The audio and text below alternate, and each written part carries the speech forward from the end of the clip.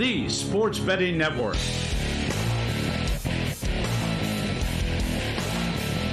The numbers told the story, they always do. It's one of those idiots who believe in analytics. This is a numbers game with Gill Alexander on VSiN. Good Tuesday morning, too. It is a numbers game at VSiN, the Sports Betting Network, VSiN.com, Game Plus, iHeartRadio, YouTube TV, and, of course, Sirius XM Channel 158. It's Gill Alexander. It's Kelly Bidlin. What's happening? Not much, man. How you doing? Doing very well. You got the madness? You got the March Mania? Oh, I got the fever. The fever. Yeah, I love we try to avoid copyright stuff and just manias everywhere now. Like, everything's March Mania. Mayhem. Does Brent Musburger get the credit for saying March Madness first? I don't think he was first, but he was the one who popularized it. Great question. Yeah. VSiN founder Brent Musburger, the legend that he is. We have a great show. Joe Peta will join us here momentarily. It is so great to have Joe Peta back betting stuff. Yeah. We will talk National League Baseball with him. It was kind of American League heavy last time, so Peta will be here to talk National League with us. He's got some college basketball thoughts as well, how to best bet stuff these days. He has an angle on that. Will Hill, after his wonderful Megapod performance yesterday. By the way, can I just say the Megapod, the Beating the Book podcast Megapod, it is our most downloaded episode of the calendar year, our March Madness one. Todd Wishnev, Will Hill, we go bracket by bracket, ATS, and straight up. So in other words, which team advances in your bracket? Is there a bet ATS? And it never fails, the Megapod does, in terms of producing some surprising picks for down the road. So Will has 3 really surprising Elite 8 picks. Todd has 3 really surprising Elite 8 picks. Will even has a surprising Final Four pick. Maybe we'll get into that when he shows up on the show today. Drew Dinsick will join us. He's got some NCAA stuff as well, Drew does, huh? Is that correct? Is that what I'm saying? I think a little bit. I don't know how heavy he's gone. All right, so he's NBA heavy as typical. We'll see if he's betting anything in Miami and tennis as well. The second half of the Sunshine Double on the tennis tour. They went from Indian Wells to Miami. Slow hards to fast hards. And then Jason Lisk will join us, our old friend from Team Rankings, also from Pool Genius, where he also works, for some bracket strategery. We look forward to that as well. I don't know if he'll do as well as we did yesterday with bracket strategy. We kind of nailed it. Nailed it. Yeah, no, looking forward to talking to Jason about that. Rick Gaiman going to join the show tomorrow, too, to do a little bit of that as well. He always does it. Puts together a great video, great stuff every year for Survivor, bracket, just all the kind of game theory stuff you need to know when you're playing these things. Can we talk about, again, Survivor? So I entered my annual Survivor thing. I think Unabated, for those who are like interested in the Survivor pool, I think Unabated is doing one this year. Okay. Our friends Captain Jack, Rufus, Tom Viola, all those guys doing it over there. Old Tommy Viola. I think they're doing a Survivor, but I just want to, if I have one thing that I can get across daily here, that I'm just going to beat the dead horse on, is Survivor is, again, the ultimate thing for the NCAA because it's multi-dimensional, right? It's not just linear like NFL Survivor is, where you can't pick the same team twice, and it's 20 weeks when you have the circa quirks of Thanksgiving and Christmas. But the brilliance of Survivor in the NCAAs is that it's a bracket. And so the bracket causes a multi-level layer of handicapping. So you have to you can lose, in other words, getting knocked out the traditional way. Oh, my team didn't survive on this entry, so this entry is gone. Or you can get knocked out because you just ran out of teams, right? You never run out of teams in the NFL. Right. You're always looking to avoid underdogs. In the NCAA bracket, Survivor form, you are no doubt going to have to pick underdogs at some point, and you have to maneuver it in a way that you're constantly trying to anticipate not only what others are doing, but also that you have something alive bracket by bracket or round by round.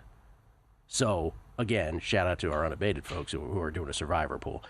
I will give you my Survivor, my gem Survivor little note when we talk to Jason Lisk a little later, which I don't know if anybody else talks about with Survivor.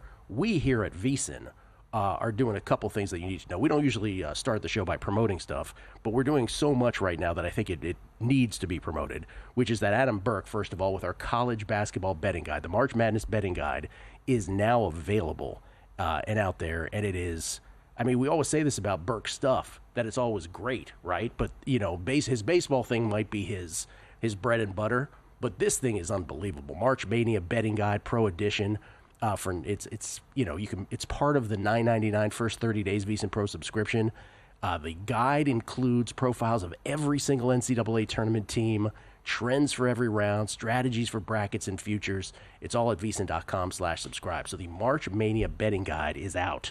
Pro Edition. It's awesome. I got a lot to get to today, Gill. We got golf, we got long shots coming up later, but this is going to need to be a sit down and take a couple hours with this beast, because it is the beast. We talk about it often.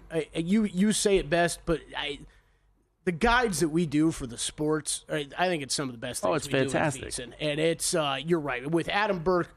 Baseball and then college basketball right behind it are maybe two of the best. I do think of this like when I was like 20 years ago, we died for something like this. Mm-hmm. It's like, oh my God, a betting guide? Are you kidding me?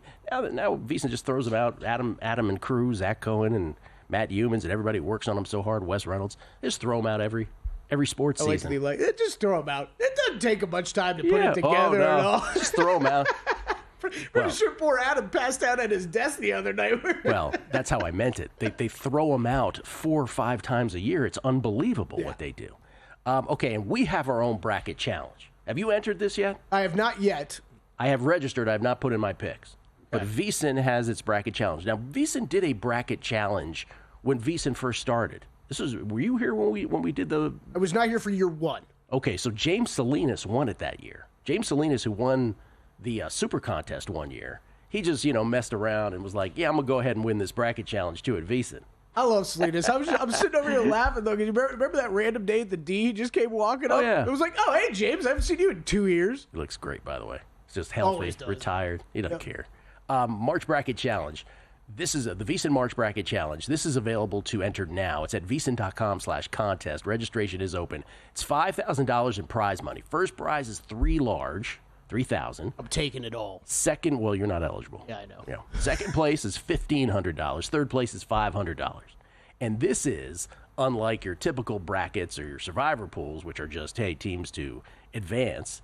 This is against the spread and totals, as is our want here at VSiN. By the way, want is a strange word, isn't it? Yeah. Want. Totals, too, huh? I did not catch that. Oh, yeah, you could do sides or totals. I just retweeted it as well. I know if you're watching at home, you can see VSiN.com/contest. I did just retweet the link as well, so you can go to my Twitter and catch it there. At Kelly Bidley. Format here is you get 20. You have to pick 20 sides or totals first round, 10 second round, 4, 3, 2, 1. Love it. 20, 10, 4, 3, 2, 1. Love it. And if you're on top at the end of that, you're the winner. That's how it goes. And a whole bunch of VSiN folks, VSiN hosts, are going to be in this. We can't win the money, but you also can say, I crushed you, Gill Alexander. That's right. You could say that. Or we can keep you from winning money, possibly. No, because we'd all just true. get removed from the leaderboard. No, because if you finished first and listener X finished second, you're not keeping them from the money. They just move up, yeah. That's right. So, or if Gill finishes 4th and someone's 5th. Don't try to mess this up, Gill. You're trying to mess up the challenge. Don't do that. That's what I do. That's what I do. That's what I do. That's my brand. Anyway, so all that's available, and this is the beauty of this week, right? Because it's we can all sort of back away a little bit from the traditional sports bets and do these fun things, whether it's bracket challenge, whether it's your traditional bracket pool, whether it's Survivor, any of those things. By the way, some people get into Calcuttas. We'll talk to Jason Lisk about it a little later. Tennis is back, though. I mentioned this.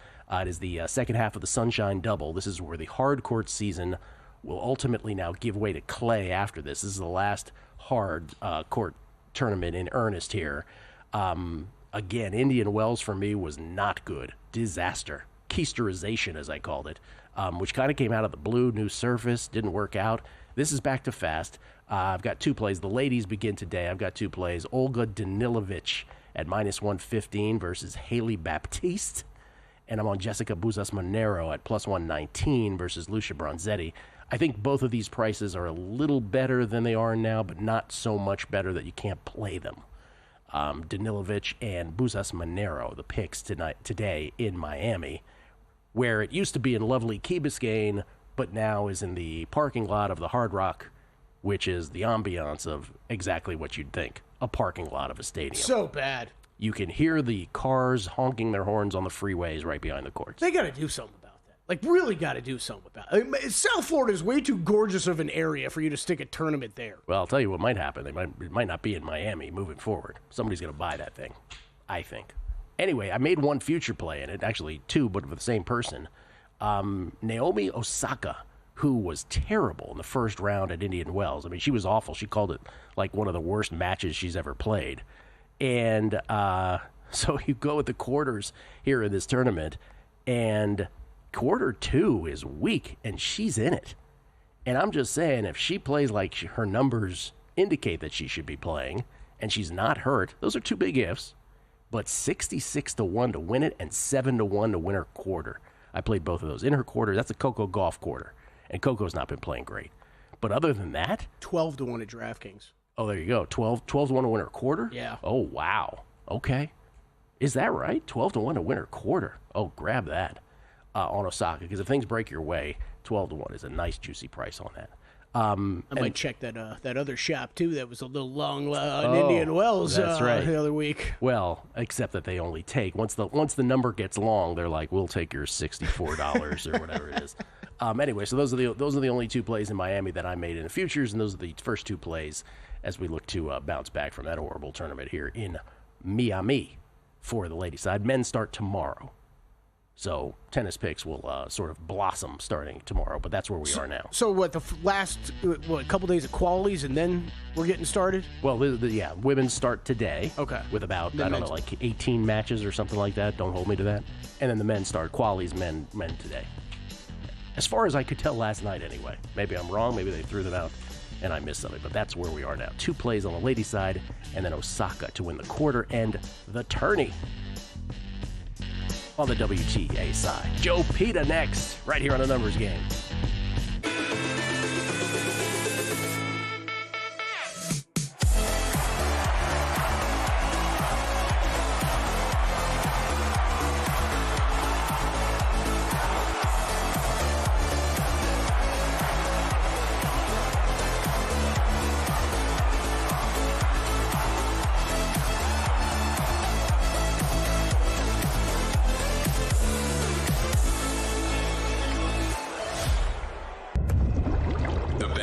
Are stirring, and we're ready to strike on VSiN's Sharp Week. Starting Selection Sunday, VSiN will be your captain for March Mania, helping you navigate the madness and land that big bet. Join us as we break down the brackets and provide expert analysis on every game, delivering insights only VSiN can offer. We've stocked the ship with our March Mania betting guide, giving you everything you need to chart a winning course through the biggest betting tournament of the year. Dive headfirst into the free VSiN March Bracket Challenge. Sink or swim for a chance to win up to $5,000 by picking team sides or totals. We're doing it all. Special coverage throughout the tournament, best bets from hosts and handicappers, and a chance for you to win big. Set sail with VSiN, the sports betting network. Head to VSiN.com/subscribe to join us for just $9.99 for the first 30 days. And don't miss Sharp Week, where you're going to need a bigger bet. That's VSIN.com/subscribe.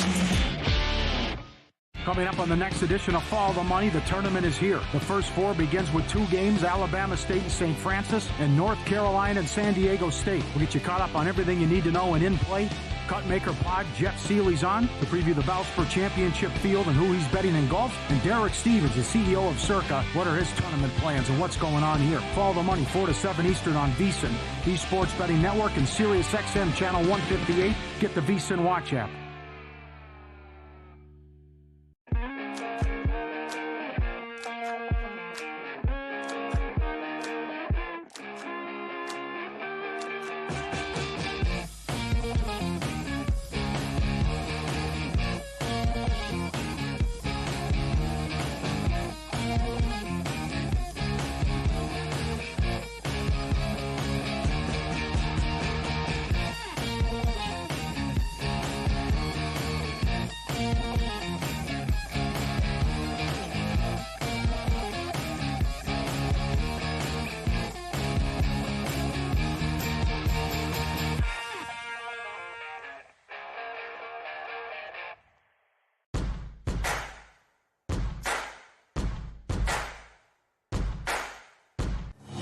This is Sharp Week on VSiN, the Sports Betting Network.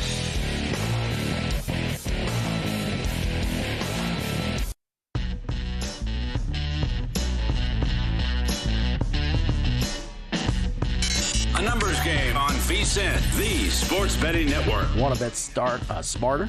You can start with Smarter Insights. You can also want to bet starter, too. That's a whole other thing. Want to bet smarter? You can start with Smarter Insights. Right now you can check out VSiN's March Mania betting guide, Adam Burke's NIT preview and futures, and Greg Peterson's best bets in college basketball. This is all at VSiN.com, by the way. And later today you can check out Zach Cohen's best bets in the NBA, Wes Reynolds' Valspar Championship preview, all the Valspar, and Jonathan Davis's NHL best bets. To get access to all the articles and betting guides on VSiN.com right now, you can sign up for as little as $9.99. Just head to VSiN.com/subscribe to sign up today. We get tweets beating the book. Oh, the reviews are in for the Megapod. Let's see, Spencer Strider enthusiast at NCAAF Recruiter. He says, I legit wait all year for this episode. This is honestly the best podcast of the whole year. I was one of those people who won all their bracket pools and contests from the 2023 pod. Win or lose, I'm riding. Can't wait. It's out there. And Ryan Hyatt, this should be presented, talking about the Megapod, to the American public like the old-time life book series in the 70s, 80s. It's that important. Thank you, Brian. Durbin, P24. You had me at Todd. The man is a force of nature. Sly Bry, at DJ Sly Bry. I have a 5+ hour drive back to Arizona tonight, and you don't go 5 hours here? Inconsiderate bastards. All of you. Criticism well taken. By the way, you know how we did the Megapod yesterday finally? We barged into the studio and did it for an hour and 15 minutes right after the Stormy Bonatoni show. I asked Wyatt when I got in here today. I was like, hey, how did it end up shaking out yesterday? He's like, oh, they all came back to Circa. We all came right back. We're like, we need to squeeze this in. Sorry. We have nowhere to go. When we left yesterday, I thought Todd was going to be sitting on Gill's lap and they'd be sharing a microphone from Gill's place. And then Von Vrinkel was like, you got an hour and 15 minutes. Go. I'm like... Wait, what is there, a show after us or something? It's only your most downloaded podcast ever. Okay, let's talk to Joe Peta, shall we? Joe Peta came on the show a couple weeks ago. We were so thrilled to have him back because you know him as a baseball bettor from years gone by. He worked at ESPN Chalk, primarily doing baseball over there. But then he segued into golf analytics, and he's done so much, obviously an author of multiple books, Trading Bases, Moneyball for the Money Set. It goes on and on. Author and now sports bettor once again. Joe Peta joins us courtesy of the Progressive Guest Line. You can follow him on Twitter at MagicRatSF. Joe, good morning. How are you, sir? Good morning, Gill. I've been up for a couple hours. I didn't hear you mention in the first segment opening day last night. I was waiting for you. Yes. Hey, I have a question for you. Yes, sir. It's my understanding that when you bet first five, that you do that so that you do not get involved with the bullpens. That's right. Therefore, for those of us with the Cubs, do we get a refund since the starter only went 4 and then the bullpen blew the first 5 underdog victory? I'm going to check on that, Joe, and I'll get back to you. I'll leave right now. What Joe's referring to is that Imanaga went 4. He was not efficient. He gave up a lot of walks, but he did not give up a run. And then the second he left the game, the Dodgers went to town. Dodgers win at 4-1, and now for those of us who have first to 10 and March-April bets, most wins, we are now hoping for the Cubs to win the second of the back-to-back in Tokyo. How do you feel about this Tokyo idea, by the way? Yeah, I mean, I know why they do it. I don't like it, in terms of the rhythm of the season. But certainly, look, you had two native Japanese starting the game, right? That's a big moment for, international baseball. So I certainly get it. But no, I don't like. I'm glad that my teams, that I root for, have not been involved in. Yeah, Joe referring to the Imanaga versus Yamamoto opening day there in Tokyo, and they will play again tonight, and then there'll be a break before everybody starts play on March 27th. That's when the real earnest baseball season begins. But these games count, last night and tonight. Okay, we'll get to some college basketball stuff, but let's sort of continue with the baseball talk that you were great with last week. You gave us a bunch of season wins, but there wasn't a lot of National League in there. Where did you want to go first here? Yeah, that's right. Kelly, do you want to direct me to either, I don't know how you have the graphic, but National League West or National League East? You tell me. We're going to go with the National League West, or whichever one I have. Yes, National League West. National League West. That's perfect. So, Gil, this wasn't a pick, and obviously it's past post time now. But certainly people were asking me, hey, what do you think about the Dodgers? The market's 105, right? Crazy high market. my reaction was, look, that's a snap call to the under. In all the years you and I have been doing this, and I've been doing this since 2011, the only team that I thought was a lock to win 100 games were the 2011 Phillies. And that was because they were rolling out 4 aces, out of 5 every time through the rotation. And Roy Oswalt was number 4 and would have been the number 1 on at least 20 other teams. And they all threw 7 innings a game, and you were going to get 32 starts from them, right? That is not the case in this Dodgers team. 105 wins is priced for perfection. So it's not a play, but it does lead into what is the play. And it might surprise you because the Arizona Diamondbacks were one of the luckiest cluster luck teams in baseball from an offensive perspective last year. They scored 50 to 60 more runs than their underlying components would have suggested, right? So usually that's a case for regression. But that was a team, they come in. So last year they won 91 games. They came in, I really saw them as an 85-win team. Well, that's where they're priced this year, Gill. They've still got the highest scoring offense in baseball, and they add Corbin Burns to their rotation. Plus, they've revamped the bullpen.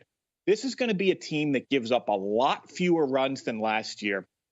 They have a great offense, despite it might not be 900 runs a year good like it was last year, but 800 runs a year is still well above average. This might be, as I really look at this, especially now, I gave you the Yankees under as my favorite play 2 weeks ago, and obviously that has aged well. Yes. Yeah, that has aged well. This may be my favorite bet on the board, though. Wow. Outside that one is the more I look at this, I really like this Diamondbacks roster offensively and the improvements they've made to run suppression. At 85 wins, right? At Circa last night, it was 86 and a half. I do like that. So that's my play in the NL West. I'm not wild about the Giants at all. That is such a meh team. And I do think the Rockies, not the Marlins or the White Sox, may actually be the worst team in baseball. So really like the Diamondbacks covering that division. Yeah, the Giants feel like they're going to be 82 and 80 for the next 10 years. You're right. At best, right? Like that's their ceiling. Yeah. The Phillies remind me, because I remember when we were talking about the time, we're like, this is just unfair at this point. Halliday, Hamels, Oswalt, and who was the fourth? Cliff Lee. Cliff Lee, of course. You'd really put Cliff Lee number 2 there. So, Gill, that leads in. Let's go to the National League East because I see some parallels. The Phillies were great 5. Well, let's start with this. Do you know who the oldest 3 of the 4 oldest teams in terms of offense or, regular day players, 3 of the 4 oldest teams in baseball last year were the Braves, the Mets, and the Phillies. On the pitching side, it's just as bad. The Mets and the Braves were the 2 oldest teams. And the Phillies were right behind them. The Mets and the Braves have gotten younger. The Braves just via dint of getting more, playing time from Acuna Jr. And the Mets, of course, by adding Juan Soto. Their catcher, when he comes off the disabled list, I think is 23 years old with a lot of upside. That team is going to be better. Those 2 teams are getting younger. The Phillies are not. And there is, I see huge cliff risk for the Phillies. On offense, Gill, Alex Boehm is the only guy on the happy side of 30. And he's past his peak. He's 28. And the Philly fans are trying to run him out of town. This team, it's not a good defensive team, and especially if their only real good defensive player was Rojas in center last year, and they're making moves in center to give him less playing time. I see huge collapse risk with the Phillies. At the same time, so the Phillies under our play, and moving over to the Mets. As much as I hate this pairs trade, it's got to be the Mets to the over. And Gill, I'll give you this. I know you like this type of logic. Yes. We know that from a WAR perspective, everything is context neutral, right? So if a guy hits a home run, no matter what team he's on, that's worth like 1.4 runs because that's what a home run is worth, with league average on base percentage, right? League average, everything. Well, Pete Alonso is hitting behind on-base machines. Re-signing Alonso was so key to that club. if there is a 900-run club in baseball this year, it's the New York Mets. Ooh. I know the starting rotation excites no one and is actually probably an Achilles heel right now, but it just doesn't matter as much anymore. With starters going 5 innings, they've got a bullpen. They may have a wipeout bullpen. So the Mets over, and that number actually has dropped the game. I've got the Mets over 90 and the Phillies under 90. Both of those were 91 a couple of weeks ago. So that's my plays for the National League East. That rounds out 8 picks overall. And I think there was, because we gave the Pirates 2 weeks ago, it's 4 National League, 4 American League. I like it. If these are under 500, you'll never see me handicap baseball again. Hey, you're like Roxy. Yeah. Bro, he had all these great years. Then one year he goes 2-3. He's like, I'm done. We're losing all these people. Yeah, jeez. That's right. By the way, it should be mentioned, Joe is a Phillies fan, lifetime fan too, so he means what he's saying. Coming back with more Joe next. And they're off.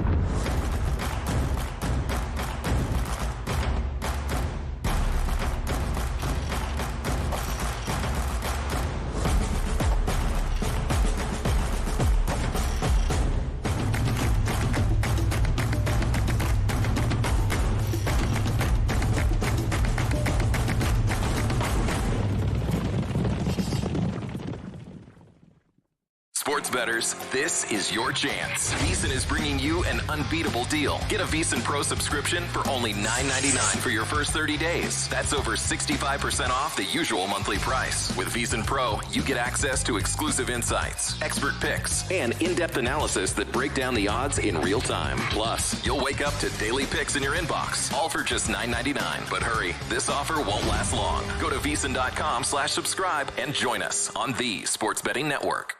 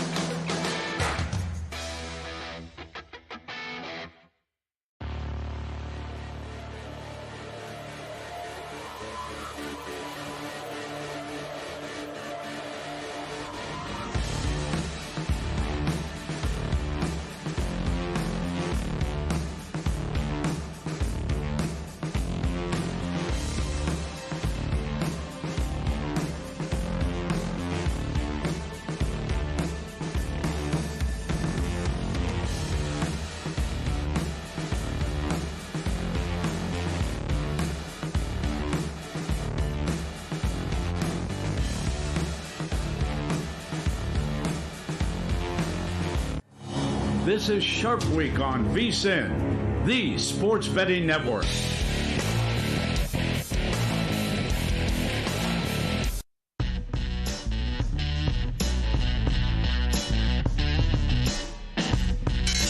Numbers Game on VSiN, the sports betting network. Are you ready to take your sports betting to a whole nother level? Hey, Ron, D-Nice? The Sharp Plays at sharpplays.com is your secret weapon. Since 2011, they've been building trusted relationships with major sportsbooks and sports insiders worldwide. They provide daily updates on what top professional sports bettors and betting groups are wagering on, so you're always ahead of the game. But that's not all. They just launched a cutting-edge AI betting analyst that provides even more selections and reports, giving you the edge you need to win. The best part, you can check out the Sharp Plays free content anytime. Get real-time betting action reports, alerts, and more through email and X directly from the pros. Plus, explore all their records, including detailed online logs, right on the website at sharpplays.com. With the Sharp Plays, you're joining a team that's never had a losing year. What do you have to lose? Start today and get access to the best betting insights at sharpplays.com. Never had a losing year, huh? Interesting. It's Gill Alexander. We get tweets beating the book. Always appreciated. This is from from Ray. Oh, no, Ray's responding to somebody else about the formula. A whole bunch of formula response. Again, 5 teams applying now. 5 teams apply to the college basketball formula in terms of winning it all. Florida, the fly in the ointment, the clear fly in the ointment. Jesse Welch, on the Megapod, when Todd says the ANG show, I half expected Kelly to pop up and say, A numbers game. Yeah, I did as well. Is that what he called it, the ANG show? The ANG. When I was on the ANG show, Rydico 99, FYI, I saw 88-1 and 14-1 Osaka on Bet365. Bet365 always trumping the odds. DraftKings, you said, Kelly, had better odds on Osaka too, right? Yeah, 12-1 on the quarter. That's down to 11-1. There you go. That 11-1. I don't have the outright price in front of me. Stations, if you're here in Las Vegas. Yeah, Stations is always doing their thing. Don't know how much they're going to take, but they got a better number. New York Mess 16. Just finished the Megapod. Gill has leaflet on leaflet violence in the NCAA championship. Yes, I do. I think a lot of people have leaflet on leaflet violence in the championship game. Yeah, they might just not know it. They just don't know it. That's right. That's exactly right. Jack Larkin from Sport Trade. Can we get some early Survivor thoughts today? I'll get into that tomorrow. I just wanted to give my strategic points on it later. Jason Lisk will join us to do that as well. Let's see. Chris Hauser finally watching live instead of replay a few hours later. And Gill, hook us up with the Survivor deets. Again, Unabated has one. Unabated has a Survivor, so you can go over there and play it. Mine is an invite-only one, Kelly. I can't really invite everybody. Yeah, that gets a little tricky. Yeah, it gets a little tricky. Sorry about that. Jeffrey R. said DK just took down quarter 2, but they put it back up. They took it down because they're like, what's all this happening? And then they put it right back up. Let's see. Survivor Sweat has a Survivor, according to Chris Hauser. And Brosec 1870 looking forward to the Will Hill segment because we will find out on this show what one of Will's Elite 8 plays are. Oh, let's go. Oh, yeah, it's ridiculous. I'm over here laughing at Drew Dinsick scrambling to make his guest spot that he forgot we changed the time on. Joe Peta is kind enough to join us for a second, though. He joins us courtesy of the Progressive Guest Line. You can follow him on Twitter at MagicRatSF. Given some more season win totals in the last segment. What I love about Joe and what I love about so many of our guests is that they also listen to the show, and so they comment on things either that I said or you said or one of our guests said. I said earlier about, oh, man, could we imagine if we had these kinds of betting guides 20 years ago. You wanted to say something about that? Yeah, Gil, when I was a young rookie CPA out of Virginia Tech working in the D.C. area at Arthur Anderson, the Monday, and I'm sure you remember this, the Monday after the brackets came out, I would go to the newsstand at like 5 a.m. to make sure I could get a USA Today because they had a capsule of all 64 teams. And Gil, by 10 in the morning Monday, I was an expert on the bracket. I remember that well. People don't forget USA Today in a jam had some amazing features, and that was one of them. Yeah, like you could get the free throw percentage for all 64 teams. That used to always be an angle I'd go with, for getting through the bracket. It's so true. Who was the media guy? Kratzky, what was his name in the USA Today? Rudy that I don't something? Remember. Rudy, yeah, you're right. Yeah, it was great back then. And then Jason Weingarten said some stuff about Sandy Alcantara that you wanted to comment on. Yeah, and this really, look, the Marlins have a history now under this new regime of trading their best players well before the trade deadline. So I think what you're going to have with Alcantara is 4 to 5 starts before Derby Day in May, and then he is going to be traded, if he's healthy, as a showcase, he's going to be traded by Memorial Day. And Joe Sheehan, who I still think is the best baseball writer in America with a great newsletter, he really pegs the perfect landing spot in terms of what teams can offer the Marlins and need as the Baltimore Orioles. So National League Cy Young, that could go up in flames, 6 weeks into the season. He's going to be traded. And if he's not traded, he's not healthy. Yeah. So it'll be interesting to see where he lands. But as I say, Joe Sheehan really lays out a case. There's a couple other American League teams too. Boston, I think, was one. But the Orioles, it's just be a perfect landing spot for a team trying to make the leap to the World Series. Our buddy Joe Sheehan with the Joe Sheehan newsletter. I'll say a couple things on that. One, Jason did allow for that. He did sort of turn around on the Sandy Alcantara thing. He's like, yeah, he'll probably get traded. And then with the Orioles, my reaction is if only they had a living, breathing front office to make that trade and go for it. That would be wonderful. Okay, let me go to the Fezzik segment from Friday. A couple of things happened. One was the more humorous one, that he was on the Love Connection back in 1993. You wanted to say something about that? Yeah, Gill, that cracked me up because the best Love Connection segment ever was not on Love Connection. It was on The Simpsons.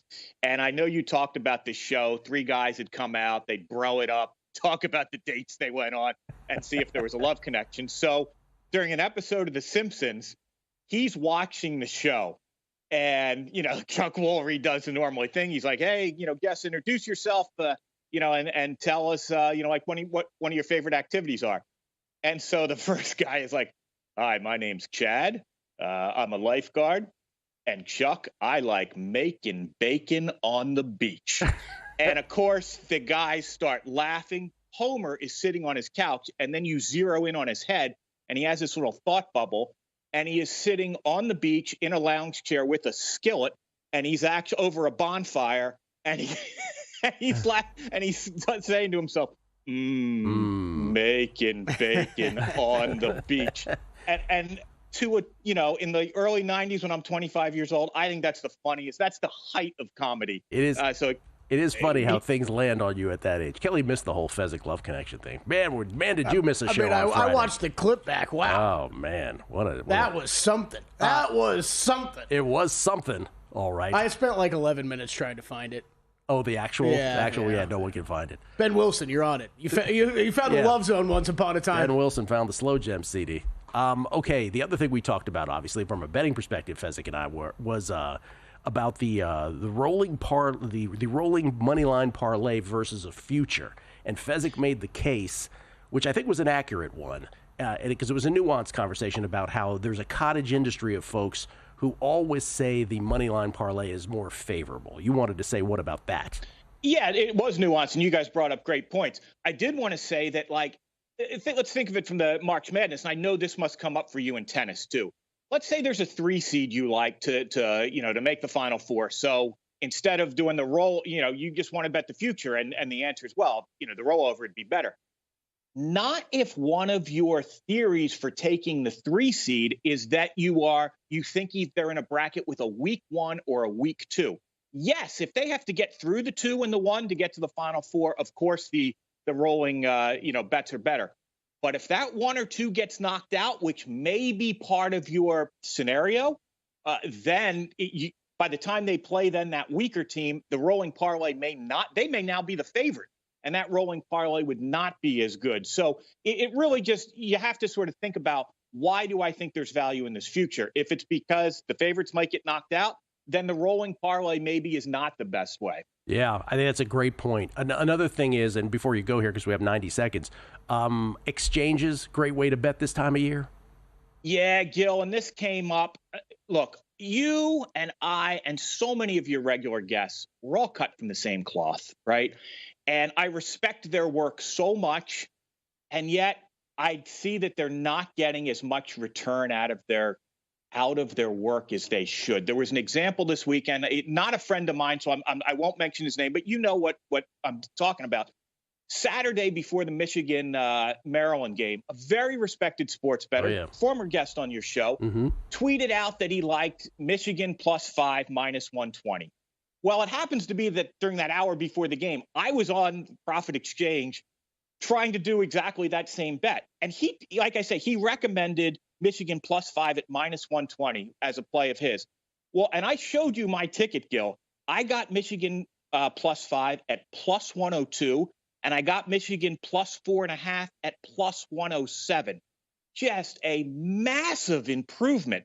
And, I showed you the ticket. There was a comma in it. This wasn't, this wasn't a $12 bet. Right. And I, so many, like I say, we're all cut from the same cloth. I know some of your listeners are. The price improvement you get at any exchange, but specifically Profit Exchange, it's fantastic. And I don't want to be too promotional because I have been an investor since day one. But my God, we can all increase our return on bets. Well said. Joe Peta, everybody. Thank you so much, Joe. Coming back with Drew Dinsick.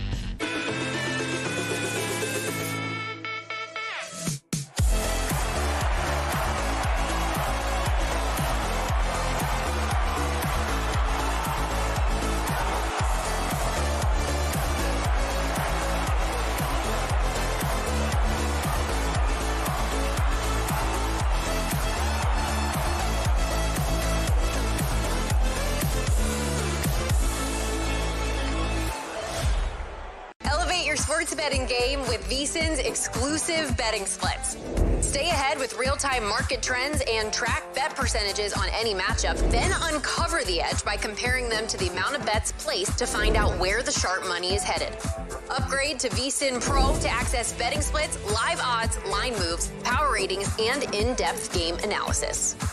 Go to vsin.com/pro to join VSiN, the sports betting network.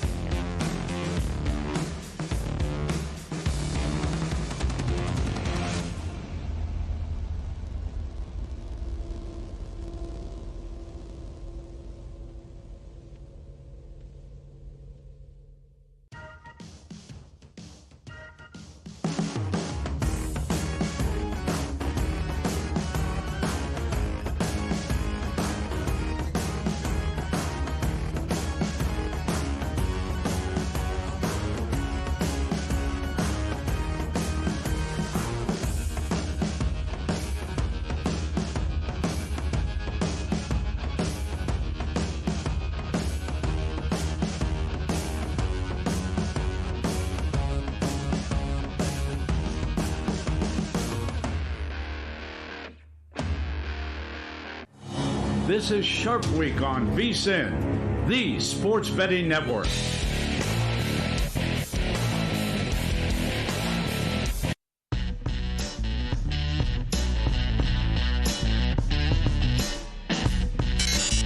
Game on VSiN, the sports betting network. Take your betting to the next level with First Bet. Whether it's Santa Anita, Gulfstream Park, or the road to the Kentucky Derby and Preakness, First Bet puts the action at your fingertips. Sign up now, firstbet.com. That's the number one, stbet.com, and use promo code VSIN200 to score a 20% rebate on all your wagers for the first 60 days, up to $200. Don't miss out. Bet smarter today at firstbet.com. We got a whole bunch of taking betting to another level and betting smarter. You notice that? Yeah, betting smarter. That is right. That's in a lot of them. It's nice of me to notice. Nice of me to point it out on air. We get tweets at Beatty the Book. Always appreciate the feedback. This is from Harold Irving. What's up, Harold? He goes, USA Today always published the numbers of the great Jeff Sagarin, giving us early analytics. Yes, USA Today did. Todd Bubba Horwitz, our friend. Rudy Martzke, that was his name. Yeah. Rudy Martzke was the media guy. Joe Peta is great. Yes, he is. Jason Zenner, oh my God, I was just telling my wife about the USA Today paper on the Monday after Selection Sunday, along with each team's capsule. It had a full-size printout of the bracket. Yes, it did. Was so good. This is we're talking early 80s now.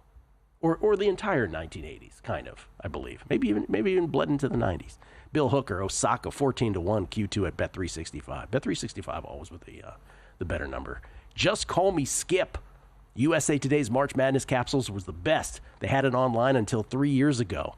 I do a fantasy draft for March Madness. Their capsule was a critical part of my preparation. So much harder now. There you go. Okay. A lot of USA Today love from folks. Always appreciated. This gentleman is the host of his own podcast called the Shoulda Bet More podcast. He's also part of the Bear Bets empire, Chris Felica's empire over there at Fox Sports with all their podcasts. And, of course, he's one of the stars of the Megapod during the football season and the March Madness version. He was kind enough to join us. Not join us. He's part of it. Join me and Todd Wishnev yesterday. We were in studio. Will was remote to do our annual March Madness podcast. He called FAU in the Final Four famously 2 years ago. He's looking to catch that high once again, chasing that high. It's Will Hill, everybody. Add not the Will Hill on Twitter, courtesy of the Progressive Guest Line. What's happening, man? Gilly, what's going on? I'm so excited. Best time of the year. I love it. You mentioned Rudy Martzke. I think he just, I used to love reading his stuff. I think he just passed a couple months ago, right around the holidays. Him and John Feinstein, a couple of legends that have left us recently. Yeah, I thought, it's funny you said Rudy Martzke did die recently. I thought it was a long time ago. I don't know why. Yeah. And then John Feinstein, obviously a great. Washington Post sports section when I grew up, it was Kornheiser, Wilbon, Tom Boswell in baseball, Andrew Beyer in horse racing, John Feinstein, and who's the guy, Norman Chad, who now does poker, who used to do media stuff. What a newspaper to grow up on. Feinstein part of that. It was awesome. Is Norman Chad still doing poker stuff? Oh, I don't know. Is he? I don't know, man. If he has, he's been doing it for 25 years. Yeah. I know him from the sports reporters. It used to be him, Lupica, Dick Schaap, Mitch Albom, Bob Ryan. It was good. It was like a Sunday morning. They just argue about sports for a half hour. I felt like I was the only one watching it, but I guess it was more popular than I realized. John Saunders was on there, I think, as well. Yes. He used to do local sports in Baltimore, which we used to pick up on our TVs as well. All right, March Madness. Yesterday we did the Megapod. It was not disappointing at all. A lot of first-round upsets. Well, a handful of first-round upsets. But then we don't just do the Final Four on the Megapod. We pick our Elite Eight and our Final Four, and obviously we move on from there. You had some big surprises. Do you want to give a couple of those at least? Sure. And you seemed very disappointed. You started to slouch a little as we got towards the end of it. Not that many upsets. Then we got some upsets. You started to sit up straight. You got a little more life into you. A couple of those outraged Todd. I have Illinois going to the Elite Eight. Todd was not happy about that. Not happy with you. A lot of button talk, buttoned up, buttoned down. They don't have any buttons, whatever his theory was. But Illinois in the Elite Eight, to me, they're just they're a team with a lot of talent that's had a lot go wrong this year. It wasn't that long ago, middle of the season, they were fifth or sixth favorite to win the whole thing. And they just they've had illnesses and injuries. They've had bad shooting from 3-point range, and their opponents have hit a lot of 3-pointers. They had a good month stretch where kind of everything went wrong, and you're wondering if maybe they're going to play themselves out of the bubble. They've come out of that a little bit. They've got a pro. They've got a European big that's an NBA player that's a lottery pick. I had Ian Eagle on my podcast last week, and I asked him, do you have a sleeper for the tournament? And before I could almost finish the question, he said definitively Illinois. He's seen him in person a bunch of times, super talented. So I've got Illinois going to the Elite Eight. I've got St. Mary's going to the Elite Eight. It'll be a fascinating matchup if they can get to Alabama. in round two, just the contrast of styles. But the math is so stacked in their favor because they get so many extra possessions, offensive rebounding, cleaning up the glass, and defensive rebounding, forcing turnovers, not turning over. So I have St. Mary's making a run. And then my one shocker, look, I've got 3 1s in the Final Four, but I also have UC San Diego. I just think, and you're going to hear a lot of this week, oh, it's too trendy. They're too trendy. They can't beat Michigan. Everyone's picking them. Maybe. Look, they're either going to win or they're going to lose. It's not going to – who's picking them and who's not picking them to me has nothing to do with it. They turn you over a lot, and Michigan turns it over a lot. So I think that's a good matchup for them. Plus, Michigan, 3 games in 3 days. Now they're playing in Colorado in altitude. And on the other side of that bracket, if they make it to round 2, I'm not positive A&M beats Yale. I took Yale in our bracket. Yale's a really solid team. A&M can't shoot. I think that'll be a close, low-scoring game. Yale has had a habit of getting in this tournament and making some noise. They beat Baylor their first appearance in 2016. They beat Auburn last year. That's a really good coach. So if those things happen, you know what? You get to the second weekend, and then who knows? Maybe Auburn gets picked off in round 2 or whatever against Louisville or Creighton. So UC San Diego to the Final Four is my real stunner there. UC San Diego, the Tritons, to get to the Final Four. As you said, Will, is it become too trendy to say that it's a trendy pick, yes, or has it become too trendy to say that it's too trendy? That it's a trendy pick. It's a whole thing. It's a whole Princess Bride thing. Yes. And by the way, I remember 2 years ago, everyone loved Furman over Virginia. You know what? Furman beat them. Now they stole the game late, but Furman still won. Last year, James Madison over Wisconsin was another one. It's like, oh man, everyone's got James Madison. You know how that goes. James Madison won. I remember doing the Megapod last year. We all picked UConn to win. UConn won. So you could twist yourself into a pretzel mentally sometimes with this stuff. Oh, everyone's picking it, so it's not going to happen. Our brain sort of parses out when that works out in our favor and when it doesn't. We kind of I don't know. I think that's just a dangerous way to pick these games. Which were the first round lines that when they came out, you're like, this is wrong. Got to bet this. That's a good question. I thought that Grand Canyon was getting too much at 11.5. That's moved. I think that moved to like 9.5 or 9. Now it's kind of in the middle at 10.5. Yep. I just think I worry they play too fast to pull an upset. We were talking about it yesterday. Upsets happen in the 50s and 60s. They generally don't happen in the 70s or 80s, but they get to the foul line a lot. They are right in the top of the board here in terms of in the country getting to the foul line. And Maryland, for all of their strengths, they are very thin. They don't have a lot of depth. So you start getting some of those guys in foul trouble. That could be trouble. So I do like Grand Canyon to cover. As someone who lives in Connecticut and has watched UConn a lot, I have a hard time laying 4.5 with UConn against anybody. I think that's a lot of bias. It's basically a tax on the brand, the uniform, on Hurley. And it's one of those games where if you pick against UConn, you're going to feel like an idiot and vice versa because everyone thinks, oh, it's the calendar's going to flip to March. Hurley's going to turn it on. UConn's going to turn it on. They've got some real problems defensively. They foul a lot. They don't turn you over. Now, I think they've got a decent matchup offensively for Oklahoma, so maybe you look towards an over here. I think this is a toss-up game. Remember, Oklahoma was undefeated, I think 13-0 in non-conference. So, to me, you're paying a major tax here on the UConn brand, the UConn uniform. I don't want to neglect the games before March Madness, so obviously there's first 4 tonight. You have a thought on one of those, I know at least. And then there's the other tournaments, right? Which, from a betting standpoint, there have been some truisms through the years. Talk to us about that. Yeah, I know Fez is big on this. The NIT overs, just because it's fast, happy, fun times where we're not in. Who cares? Especially the bubble teams that thought they could get in. Now they're in the NIT. All right, we don't really care. We'll shoot early in the shot clock. We're not going to play the most intense defense. So I know Fez likes those NIT overs.